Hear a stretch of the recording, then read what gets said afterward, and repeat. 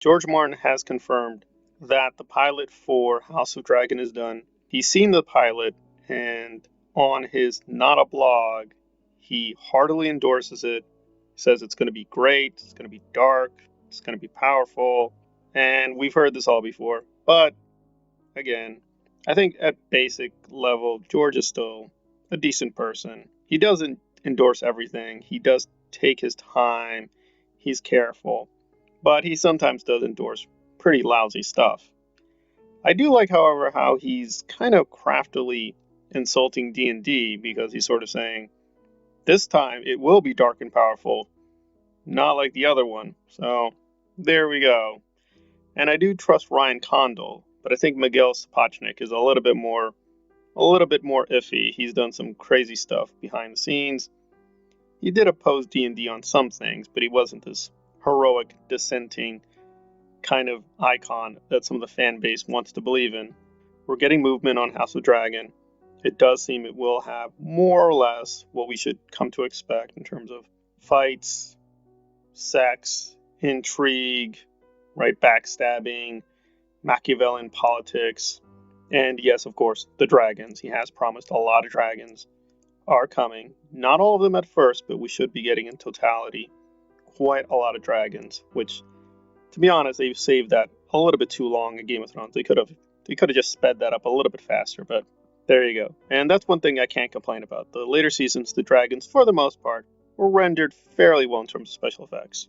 Did they make sense with the story? Well, it's another question, but they themselves actually looked pretty good and pretty strong. Drogon looked really good in season 8. Made no sense, but it looked good. And in further good news, or at least not bad news, Jason Voorhees may finally be returning. I've already done a more detailed video on this, so I'm not going to go through that. I'll put that in the description if you want to go through the minutia.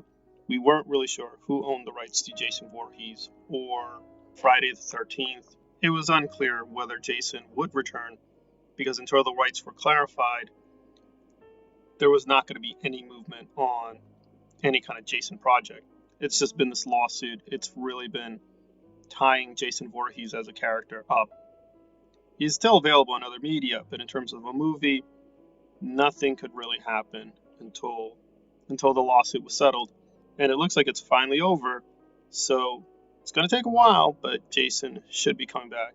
Now, obviously, in terms of quality, the franchise is frankly all over the place.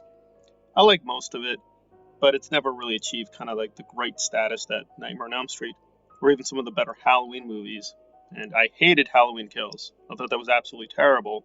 But overall, the Halloween franchise has a lot of great entries. Friday the 13th has been much more chaotic. But again, we just don't know. We don't know what new creators like Ari Aster or others might do with Jason. There's been a lot of great horror coming out recently, so again, it would be interesting if they finally got a chance what they could do with Jason.